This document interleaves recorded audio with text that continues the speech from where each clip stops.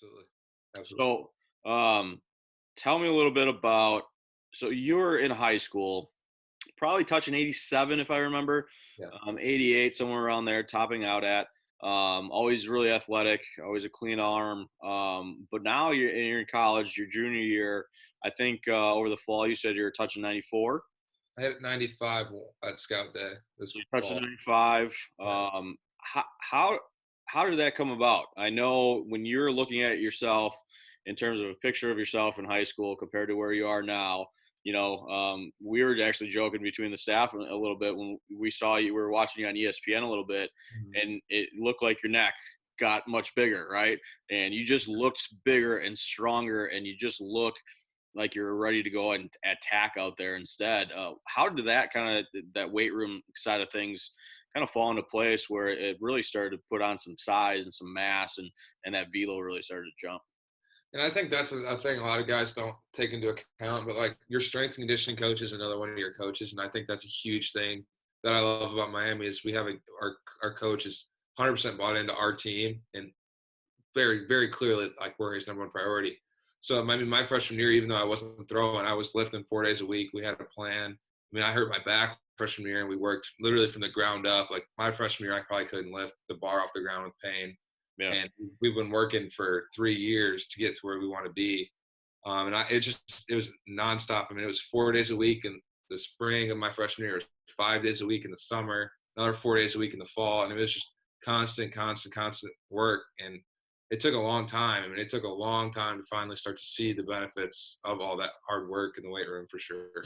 Yeah, we talked about it last video too, and it's something that we just kind of keep bringing up that it's going to take a while for guys to really start seeing those gains, and I think your brother is very similar to that, right? Like he's a kid that is just asking to put on 30 pounds, Right. and I know he's working hard, I know he's doing the right things, and it's going to take a little bit to start seeing that, but that's where I want guys not to get frustrated by it because I think they Absolutely. really need to understand that it does take some time, and when it does start showing, it makes a world of difference in your game. And I think that's another one of the things my coach would sit down and talk to me after my sophomore year. He goes, like, I mean, you work so hard, but you can't let it defeat you because the mountain of success, you never really know when it's going to start going the other way. And you're finally going to start to see all that hard work pay off. I mean, you could be 2 days away from it or you could be 2 years away from it. But if you don't keep working, you'll just never know. Yeah, for sure. What did eating have any Absolutely. role in it? In terms of how much you're putting in your body, how much that's going out of it, anything like that? Yeah. So last spring, I really started taking into account what I was eating. I went on a super strict diet, and when I saw my body weight like skyrocket, my numbers in the weight room skyrocketed. I mean, last year I was maxing in my deadlift at like 420. I did a 550 this early this spring.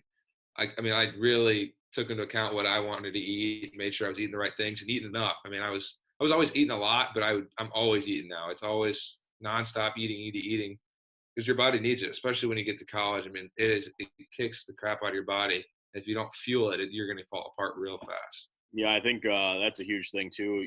Kids are always saying that they are eating enough, and I don't think they truly know what's going in and what's going out. You may think you're eating enough, but if you're actually burning more than you're actually taking in, then you're just kind of turning the wheels and nothing's going to happen. You need some traction and actually understand that side of things. So, yeah, I think both parts are huge, and Absolutely. I think you're one of those people that it shows.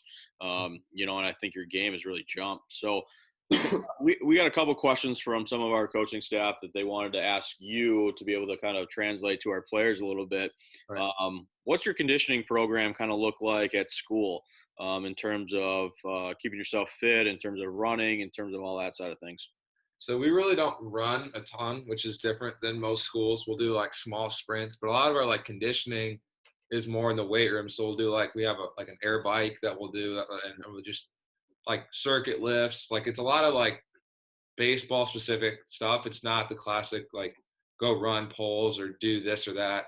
So I like it because I think it gives me like ability to be strong for a long period of time, not just throw for a long period of time, which is something I think was different than anything I had growing up. Yeah, sure. And then what about your warm down routine? Not your warm up routine, but Right. after you throw, after you go out there and you pitch 2, 3, 4, 5 innings. what's your warm down routine look like in terms of actually getting your arm to stay healthy after you throw? So immediately after I'm done throwing, unless we're in the middle of a game, we'll finish the game. After the game, we have a full like 25-minute post throw routine. So it's the drive line trampoline. It's eyes wise tees with the with the weight, eyes wise tees with the body blade, kettlebell carries, like a bunch of small muscle shoulder routine things. And then I do like a mobility set afterwards. So I'll do hip stretches, glute stretches, like rolling out with the foam roller, rolling out with the cross ball, a bunch of stuff just to, I mean, being a reliever, one, it's kind of to try and get me to be able to throw again that weekend. But two, it's just to keep me being able to throw the next day, because what I realized in high school was I'd throw my outing, and then 3 days later, I wasn't getting better for 3 more days after my outing. And those are huge days, especially in college when you play every weekend. That's 3 days a week, almost half a week you're giving up. So it's just being able to throw every day consistently to get better every day, not just the days you're like throwing intently. Right. Yeah. Something where we're trying to really push to our pitchers is not just the warm up, but the warm down and getting them in a routine that, after they throw, hey, this is what you're supposed to do. This is how to take care of your arm after you throw. Because you'll see a lot of guys just throw and then they'll be done. They'll just kind of walk in, get in their car, and they leave.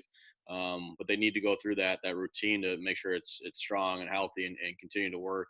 Not just on the days they throw, but kind of those days that you mentioned.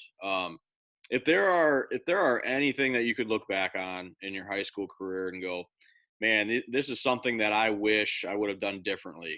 Whether that was when you're 14 years old or 17 years old or whatever the age was, what are some things that you may look back at and go, man, I would have done that differently, that now that I know what I know?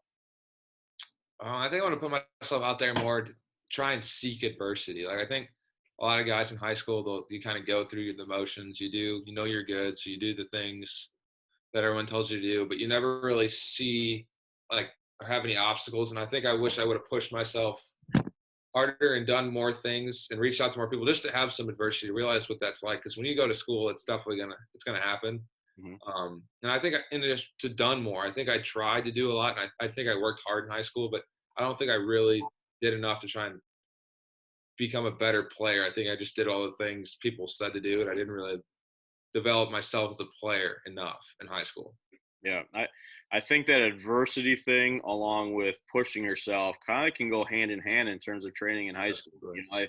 I think I think people need to get, or players need to get out of their comfort zone a little bit more. I Mhm. think they need to realize, okay, this is my long-term future, right? And if I truly want to get to a spot I want to get to, I have to get out of my comfort zone. And if I don't enjoy lifting, well, I got to get out of that comfort zone and get into it. If I don't like the long toss, well, I got to get out of my comfort zone and do it. If I don't like this or that, well, And it's I kind of think that's a big thing too. Is like I think in high school, a lot of guys fall into the trap of, oh, I need to lift the most, I need to do this, and I don't think that's 100% true at all. I think you need to figure out a lifting program that makes you feel good. Like it may not be going up and back squatting 200 pounds. It may be a lighter reverse lunge or whatever it is to make you build a base where you're strong, not just putting up big numbers. Because that's what I did in high school, and I thought it was cool because I was lifting a lot of weight, but in reality, I was not strong at all. I couldn't move right, and I had to fix all that once I got to school. So if you can build that base in high school, then when you get to college, it's just that much more advanced and that much easier to get bigger and better quicker.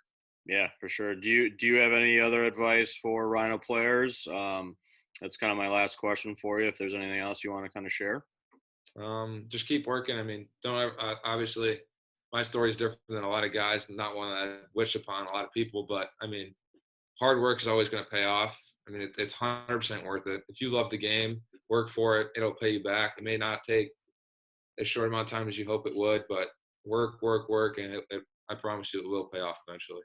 Good, man. That's awesome advice. And like I said in the beginning, that your perseverance, it's some of the best that I've ever seen. And we've seen a lot of players come through this program, and we've been around a lot of players in other programs. And don't ever lose that. And we use your story to a lot of players and to families as well. And I think it bodes well for not only college guys but high school guys and younger guys too. So keep working hard, man. I'm excited to see you next year and kind of continue to see that forward projection that obviously you've had over the last couple of years. So thanks again. I think that's great advice for a lot of guys, and I'm sure we'll be talking soon.